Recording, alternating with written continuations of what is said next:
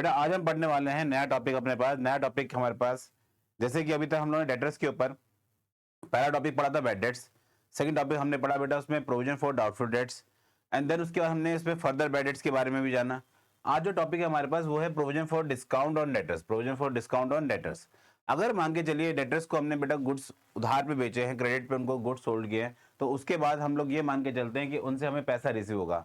But कभी कभार debtors क्या करते हैं, एक टाइम ड्यूरेशन के बाद हमें पैसा देते हैं, तो उनसे हम लोग जल्दी कैश रिकवर करने के, जल्दी पैसे निकालने के लिए हम लोग क्या करते हैं, उनको डिस्काउंट देते हैं। तो डिस्काउंट बेसिकली क्या खर्चा है, लेकिन ये खर्चे अगर मान के चलिए एकदम से आपके पास अचानक से आपको पता चलते हैं बहुत बड़ी मात्रा के अंदर है, तो आपको यहाँ पे प्रॉब्लम होती है। लेकिन अगर मैं मान के चलिए हम लोग इसके लिए पहले से अजम्पशन मान ले कि हमारे खर्चे इतने हो सकते हैं, तो फर्म जो है, बिजनेस जो है अपने आप में उसको झेलने के लिए रेडी है, उसको वो एब्जॉर्ब कर सकता है उस वाले एक तरह की बोल सकते हैं हम लोग प्रेशर बोल सकते हैं, एक तरह का लॉस का, जो अचानक से आपके पास लॉस आएगा उसको पहले से झेलने के लिए तैयार है। तो ये अपना पे है provision for discount on debtors. Provision for discount on debtor, और ये बेसिकली क्या है, खर्चा ही है हमारे पास। लेकिन जैसे कि हम लोगों ने प्रोविजन फॉर डाउटफुल डेट्स के ऊपर बात की थी, सेम तरीके का खर्चा ये भी अपने आप में, ठीक है। Yes sir. तो सर इसको हम लोग बेसिकली क्या माने अपने पास, सबसे पहले जिस ईयर में इसको हम लोग क्रिएट करते हैं उस ईयर में तो उसको प्रॉफिट एंड लॉस के अंदर हम एज अ लॉस की तरह, एक्सपेंस की तरह मानते हैं। लेकिन अगर मान के चलिए पहले से हमारे पास चलता आ रहा है और इसको मेरे को आगे भी लेके जाना है बिजनेस के अंदर, तो मैं क्या करूंगा, इसको अपनी बैलेंस शीट के अंदर कंटिन्यू करूंगा लायबिलिटी साइड पे, बैलेंस शीट में कंटिन्यू करूंगा लायबिलिटी साइड पे, ठीक है। Yes sir. अब जरा पढ़ते हैं इसके ऊपर कि क्या चीज बताई गई है। Debtors outstanding at the end of the year make the payment in the next year, and cash discount may be allowed to them if they are make to payment by due date, because that is arisen during the year, discount should be accounted as expense for the year, ठीक है। तो यहाँ पे बात की गई है बेटा provision for discount on debtors is made, तो उनके लिए हम लोग पहले से क्या क्या चीज मान के चलते हैं, यहाँ पे डिस्काउंट के लिए एक प्रोविजन मान के चलते हैं कि भाई डिस्काउंट के लिए प्रोविजन है यहाँ पे, ठीक है। Yes sir. The process is the same as the provision for doubtful debts, जिसके बारे में भी हमने बात की, वही सेम बात यहाँ पे रिपीट कर दी गई है। And the amount of discount, जो है डिस्काउंट का अमाउंट है, मतलब जो खर्चा हमारे पास, that may be allowed to debit to profit and loss, इसको हम लोग कहाँ लिखते हैं, डेबिट साइड पे लिखते हैं, जो बात अभी हमने यहाँ पे समझाई आपको। देन उसके बाद क्या लिखा हुआ है, credited to the provision for discount on debtors, और बाद में हम लोग क्या करते हैं, जब अकाउंट बनाएंगे, यहाँ पे लिखा है मैंने to discount on debtors. Sir इसका नाम आपने अधूरा लिखा है, ओके, इसका नाम पहले हम पूरा लिखते हैं, to provision for discount on debtors. और जब हम लोग यहां पे बनाएंगे provision for discount on debtors, तो इस अकाउंट में एंट्री को हम किधर पोस्ट करने वाले हैं। सर अगर मान के चलिए प्रोविजन आपने बैलेंस प्रॉफिट एंड लॉस के डेबिट साइड में शो किया है, और आपने एक बात बताई थी अकाउंट से अकाउंट में हम लोग एंट्री को कैसे शिफ्ट करते हैं, अकाउंट से अकाउंट में जब एंट्री को हमें पोस्ट करना होता है तो हम क्रॉस एंट्री पास करते हैं। तो यहाँ पे प्रॉफिट एंड लॉस के डेबिट साइड पे एंट्री है, it means provision for discount on debtors में किस साइड पे एंट्री पोस्ट होगी, सर क्रेडिट साइड पे एंट्री पोस्ट होगी। किस साइड पे जाएगी एंट्री, ये एंट्री आपकी क्रेडिट साइड पे जाएगी, ठीक है। और यही बात यहाँ पे भी लिखी गई है, credited to provision for discount on debtors, credited to provision discount on debtors, and it show in the balance sheet on asset side. क्या लिखा बेटा इसको, asset side by the way of deduction. Sir अभी तो आपने बताया liability side पे आता है, बेटा मैंने बताया प्रोविजन होती है, क्या होती है, प्रोविजन। और यहाँ पे मैथ्स काम करती है हमारी थोड़ी सी, जब हम लोग बैलेंस शीट में कोई भी चीज लिखते हैं तो assets equals to liability plus capital, ऐसे लिखते हैं हम लोग। Yes sir.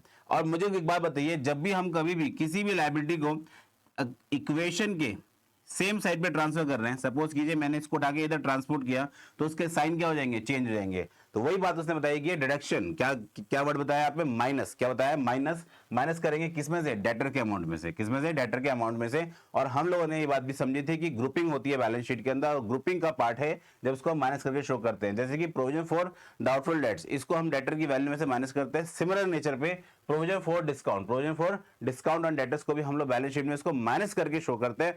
अदरवाइज एक बात को आप ध्यान रखना हमेशा कि जो प्रोविजंस हैं ये हमारे पास क्या है, प्योर लायबिलिटीज हैं। क्या है बेटा, ये लायबिलिटीज है, और इसको लायबिलिटी की तरह ही हम लोग ट्रीट भी करते हैं। ठीक है सर, इतना समझ में आ गया, वेरी गुड बच्चे। नेक्स्ट आपको दे रखा है डिस्काउंट अलाउड, यहाँ पे जो डिस्काउंट दिया जा रहा है डेटर्स को, existing debtors in the next year is debited to the provision for discount on debtors. अब जैसे मान के चलिए बेटा इस साल तो चलो हम लोगों ने प्रोविजन क्रिएट कर लिया, नेक्स्ट ईयर डेटर, और इस साल हमने सेल किया, डेटर हमें पैसे दे रहे हैं। अब जब भी हम डेटर को कोई भी डिस्काउंट देंगे, मतलब डिस्काउंट अलाउ करेंगे उसे, तो उस डिस्काउंट अलाउ को आप कहां से राइट ऑफ करोगे? तो यही बात बताइए, इसको हमेशा provision for discount on debtor में से राइट ऑफ किया जाएगा डेबिट साइड पे। अभी हमने बात की जब भी क्रिएट करेंगे इसको तो क्रेडिट साइड पे इसका अमाउंट को पोस्ट करेंगे, और जब इस पे से एक्सपेंसेस को राइट ऑफ करेंगे तो हमेशा डेबिट साइड पे। किस साइड पे आएगा? डेबिट साइड पे। ठीक है सर, इतना समझ में आ गया। And not to profit and loss, और उस केस में डिस्काउंट अलाउड, अभी तक तो हम जितने भी क्वेश्चंस करते आ रहे थे उनमें डिस्काउंट अलाउड को प्रॉफिट एंड लॉस के डेबिट साइड पे शो करते थे, लेकिन जब आप provision for discount on debtors बना दोगे उस केस के अंदर कभी भी प्रॉफिट एंड लॉस के अंदर ट्रांसफर नहीं करोगे, यही बात यहां पे बताई गई है। Okay sir. And debit balance of discount allowed reduce the balance in provision for discount, और फिर इसी से क्या होगा, जो आप लोगों ने प्रोविजन फॉर डिस्काउंट बना रखा है वो धीरे धीरे करके क्या होगा, रिड्यूस हो जाएगा, और एक तरीके से एक समय के बाद पूरी तरह से राइट ऑफ हो जाएगा। It is made up to require the amount by debit to profit and loss account and credit to provision for discount on, और इसके लिए पहले हम लोग क्रिएट करते हैं, देन उसके बाद उसको राइट ऑफ करते हैं। ओके सर, इतनी बात हमें समझ में आ गई है। An important point, note that the provision for discount and data is calculate on sundry debtors after deducting the bad debts and provision। Sir ये क्या बात समझा दी यहाँ पे, इसके लिए बेटा अभी हम लोग एक वर्किंग नोट बना के आपको अच्छे से समझाने की कोशिश करेंगे। फिर एक छोटा सा क्वेश्चन दे रखा है, ये सारी बातें बाद में करते हैं, पहले हम बात करते हैं यहाँ पे इसको समझाने के लिए। आप जरा ध्यान देना बेटा, आपको डेटर्स का बैलेंस गिवन होता है हमेशा कहाँ पे? सर ये बैलेंस शीट के अंदर गिवन होगा। शाबाश। जब ये बैलेंस शीट के अंदर जो भी अमाउंट आपका गिवन होगा, मैंने पहले उस बैलेंस को यहाँ पे लिखा, ठीक है। और जब हमने बैलेंस लिख दिया, हमें बताया जा रहा है क्वेश्चन के अंदर कि कुछ बैड डेट्स हो गए, चाहे वो बैड डेट हो या ऑलरेडी बैड डेट दे रखे हैं, लेकिन क्वेश्चन में अगेन इंफॉर्मेशन दे दी फर्दर बैड डेट्स। क्या हो रहे हैं? Further bad debts. तो दोनों में से कोई भी केस हो तो हम उसे पहले माइनस करेंगे। अब ये हमारे पास क्या आएंगे, जो आपके डेटर्स बचे हैं, जो आपके क्या बचे हैं, डेटर्स बच गए, ये आपके डेटर्स है, ये बैलेंस शीट वाले डेटर्स है, ये आपके पास क्या है, टोटल डेटर्स है, टोटल डेटर्स है after bad debts, after bad debts. ठीक है, यस सर, इतना समझ में आ गया। अब हमारा काम क्या होता है यहाँ पे,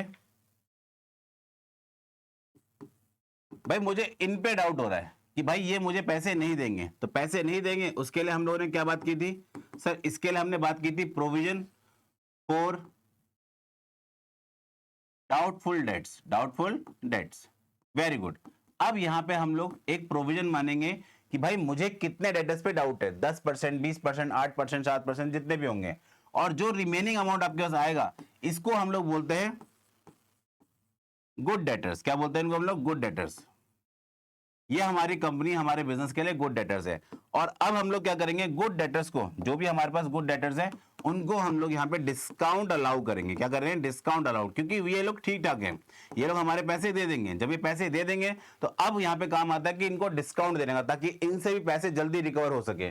तो हम लोग यहाँ पे लिखते हैं provision for discount on debtors. ठीक है सर, इसको भी यहाँ पे हम लोग माइनस कर देंगे। ओके, यहाँ पे सर आपने इसको माइनस में क्यों शो किया? बेटा ब्रैकेट का मतलब पता है ना सबको कि ब्रैकेट का मतलब हम लोग क्या मांगे चलते हैं, माइनस होता है। ठीक है, अब जो यहाँ पे आपके पास नेट बैलेंस बचेगा, जो आपके पास यहाँ पे नेट बैलेंस बच रहा है, ये वाला बैलेंस आपके पास होते हैं नेट गुड डेटर्स। अब जरा ध्यान देना, इसको कैसे आप लोग ट्रीट करोगे और कैसे अपने पास शो करने वाले हो। तो शो करने के लिए बेटा हम लोग कैसे कर रहे हैं, इसको जरा ध्यान देना। हमारे पास बेसिकली ये भी एक खर्चा है, ये भी एक खर्चा है, इसको भी हम एक्सपेंस की तरह ट्रीट करते हैं और इसको भी एक्सपेंस की तरह ट्रीट करते हैं। तो अब हम लोग इन तीनों को प्रॉफिट एंड लॉस में लिखते हैं। कहां लिखेंगे? प्रॉफिट एंड लॉस अकाउंट में, वो भी किस साइड पे? डेबिट साइड में, क्योंकि ये सभी खर्चे हैं। आप जरा देखिए बारी बारी से, अगर बैड डेट्स हुए कंपनी में तो इसे क्या मानोगे आप? सर इसे लॉस मानेंगे, एक्सपेंस मानेंगे। Second, provision for doubtful dates. इस साल में आपको लगता है कि हमारे पास डेटर इतने पैसे नहीं दे पाएंगे, तो भी हमारे लिए क्या है, खर्चा है ये। और फिर जब आपको ये पता लग रहा है कि इन डेटर्स में पैसा देना है, जो हमारे पास नेट डेटर्स बचे हैं उनको भी आप डिस्काउंट देना चाहते हो, तो डिस्काउंट देना मतलब डिस्काउंट अलाउ करना आपके लिए क्या है, कंपनी के लिए, बिजनेस के लिए क्या होता है, एक तरीके का एक्सपेंस होता है। और एक्सपेंस को भी हम कहां पे शो करते हैं? प्रॉफिट एंड लॉस के डेबिट साइड पे, प्रॉफिट एंड लॉस के डेबिट साइड में। तो सर इसका मतलब जो लास्ट बैलेंस बचा है ये कहां पे आएगा? ये जो लास्ट बैलेंस है बेटा, इसको हम दिखाते हैं क्लियरली। बैलेंस शीट में। कहाँ दिखाते हैं? बैलेंस शीट में। और किस साइड पे? वो भी सर एसेट साइड में दिखाएंगे, क्योंकि ये तो एसेट्स का बैलेंस है। क्या मेरी इतनी बात आप सबको समझ में आई? Yes sir. बस इतनी सी बात आपको याद रखनी है, और हर बार जब भी क्वेश्चन आएगा तो एक छोटा सा फॉर्मेट आपको याद रखना है। सबसे पहले क्या क्या चीजें इसके अंदर हमने बनाई है बेटा?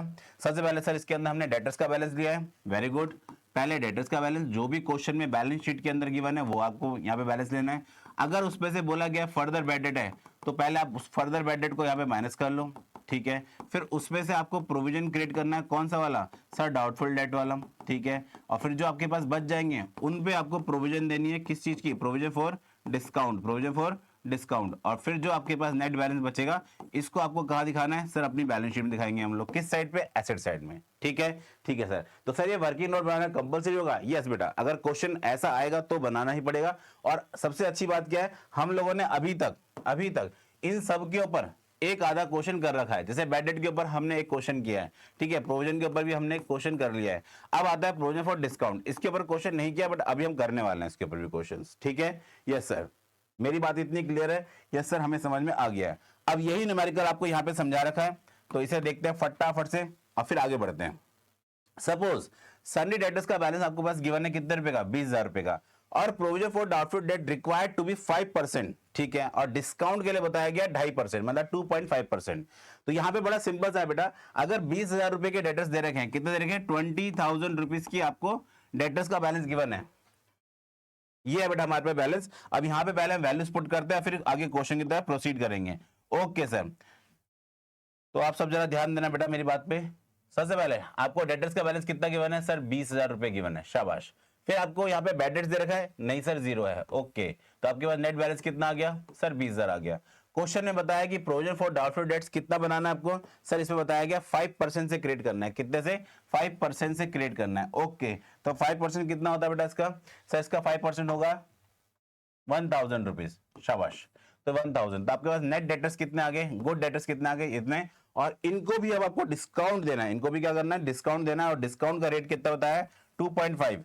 तो एक बार बताइए मुझे, 2.5%। तो 2.5% कितना आता है 19,000 का? सर ये आएगा आपके पास, सर हम बताएंगे। ओके बताइए।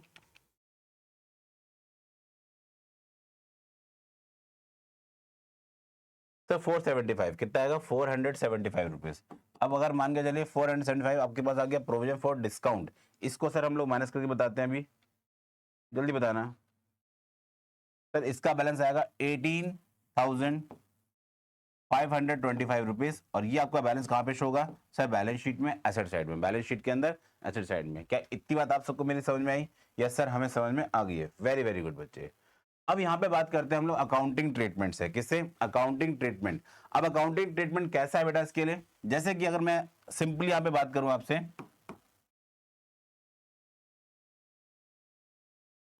Discount allowed to debtors.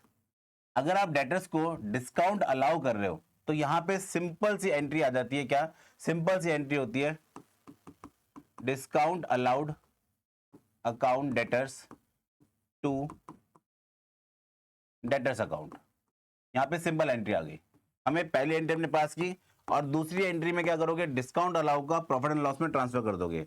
तो सेकंड एंट्री होती है profit and loss account debit to discount allowed. Simple है? यस सर सिंपल है। क्या मेरी इतनी बात आप सबको समझ में आई? हाँ सर समझ में आ गई। लेकिन हमने जब टॉपिक पढ़ा है प्रोविजन का, हमने टॉपिक पढ़ा है provision for discount on debtors. तो एक बात को मुझे बताना बेटा, जब हम लोग अपने फाइनेंशियल्स में पहले ही कंसीडर कर रहे हैं कि डिस्काउंट देना है, तो क्या उस केस के अंदर प्रॉफिट एंड लॉस को कंसीडर करेंगे? नहीं सर।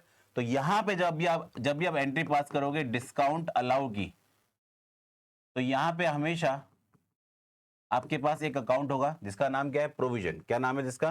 प्रोविजन। तो यहां पे आपके पास है पहला तो डेटर्स अकाउंट। सर ये एंट्री तो सेम सेम होगी, बिल्कुल बेटा, क्योंकि जब डिस्काउंट दोगे तो डेटर्स का बैलेंस रिड्यूस हो जाएगा। सिंपल है? Yes sir. लेकिन जब भी हम यहाँ पे प्रॉफिट एंड लॉस को राइट ऑफ करते हैं, तो इस बार प्रॉफिट एंड लॉस को राइट ऑफ नहीं करेंगे। यहाँ पे एंट्री आएगी आपके पास क्या? Provision for discount on debtors, ठीक है सर, टू डिस्काउंट अलाउड। क्या इतनी बात मेरी आप सबको समझ में आई? Yes sir. एक और एंट्री आप यहाँ पे पास कर सकते हो, क्योंकि जब आप प्रोविजन को क्रिएट करोगे तो प्रोविजन को क्रिएट करने की एंट्री क्या होगी सर? प्रोविजन को क्रिएट करने की एंट्री होगी profit and loss account debit to,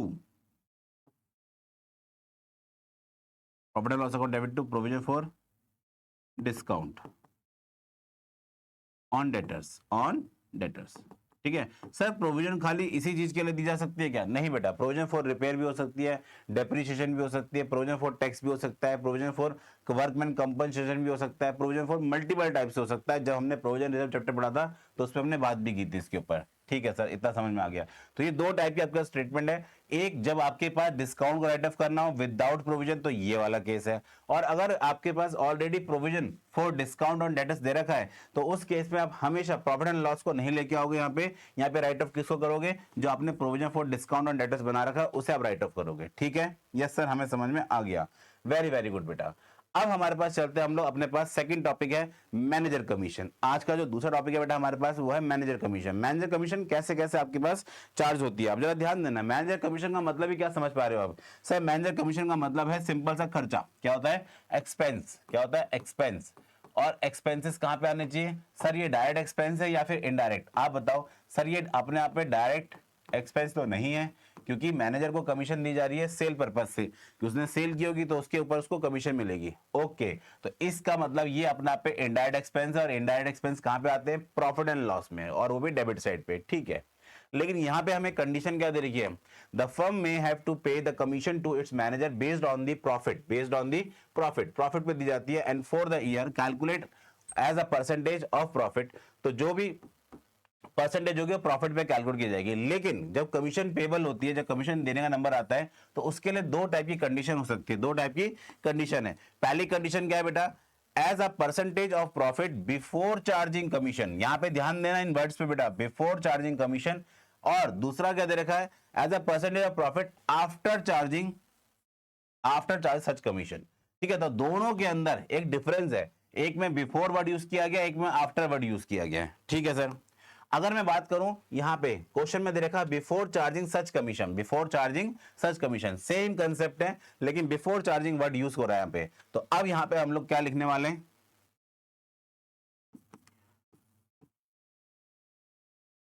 net profit before commission.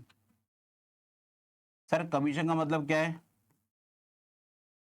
Manager commission. कौन सी कमीशन बेटा? Manager commission. तो हम यहां पे लिखेंगे, अगर वर्ड है बिफोर, कौन सा वर्ड है? बिफोर, तो यहां पे हम लोग सिंपल सिंपल सा लिखते हैं क्या? Into rate of commission upon में 100। रेट ऑफ कमीशन अपॉन में 100, अगर बिफोर वर्ड यूज हो रहा है तो। ठीक है, यस सर। लेकिन अगर आफ्टर वर्ड यूज हो रहा है सर, तो क्या करेंगे हम लोग? तो जरा ध्यान देना। Same, net profit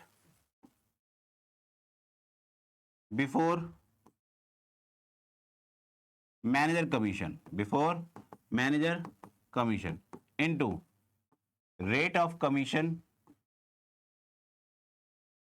rate of commission upon में रेट ऑफ कमीशन प्लस 100।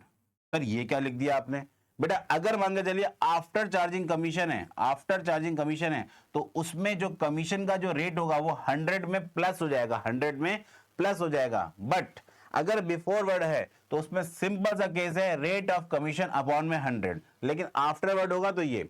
अब इसी चीज को समझाने के लिए हम लोगों ने हमने एक सिंपल ट्रिक बताई आपको, कि अगर आपसे बोला जाए बिफोर तो नॉर्मल केस है। बिफोर मतलब बिफोर में बी है बेटा, तो इसमें नॉर्मल सा केस है, रेट अपॉन में 100।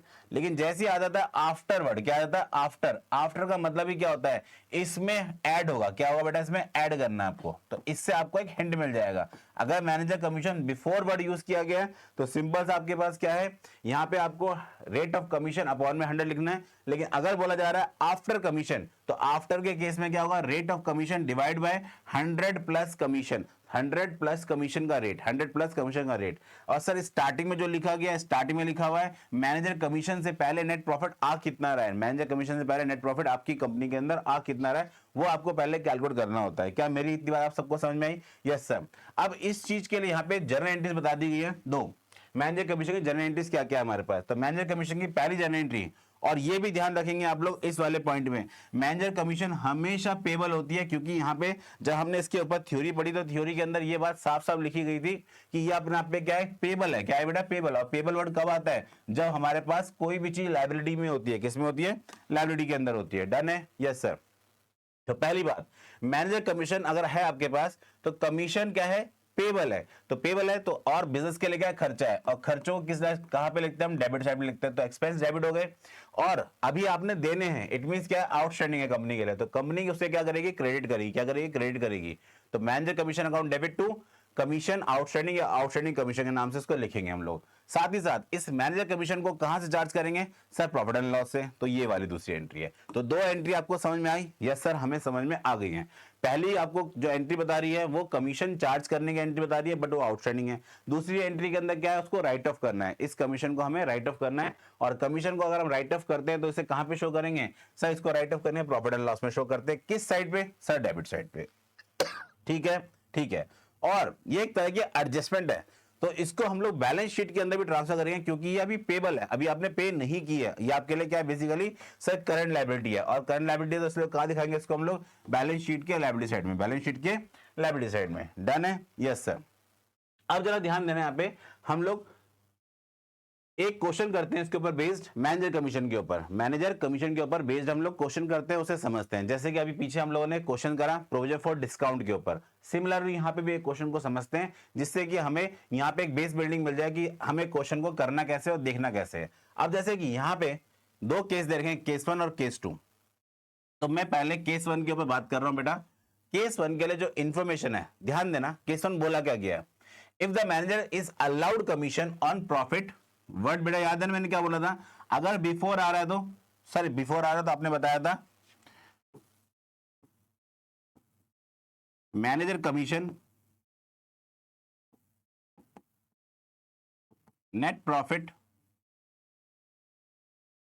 Before commission into rate of commission upon में 100। क्या बताया था हम लोगों ने? ये बताया था आपको फॉर्मूला। Yes sir. तो ये आपके पास केस 1 का सॉल्यूशन है, केस फर्स्ट का सॉल्यूशन है।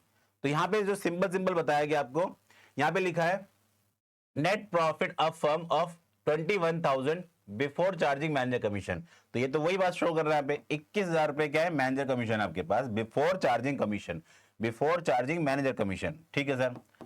देन आगे क्या लिखा हुआ है? मैनेजर को कमीशन मिलेगी कितनी? 5% ऑन नेट प्रॉफिट पे, 5% ऑन नेट प्रॉफिट। और हमारे पास केस क्या था? बिफोर। तो सिंपल हमारे पास रेट ऑफ कमीशन कितना? 5 अपॉन में 100। सर इसको सॉल्व करके हम बताएंगे। ओके बताओ।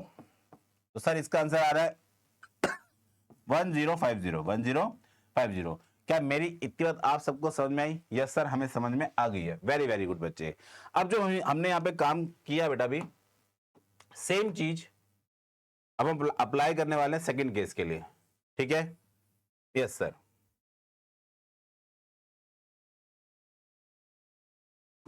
अब यही बात हम अप्लाई करेंगे सेकंड केस के लिए।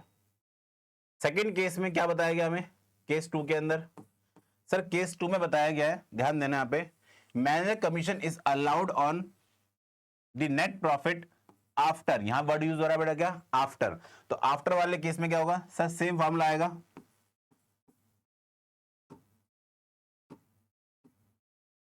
Manager commission to net profit before commission. बेटा कमीशन का मतलब मैनेजर कमीशन से है, ठीक है? तो कंफ्यूज नहीं होना आप लोग। Okay sir.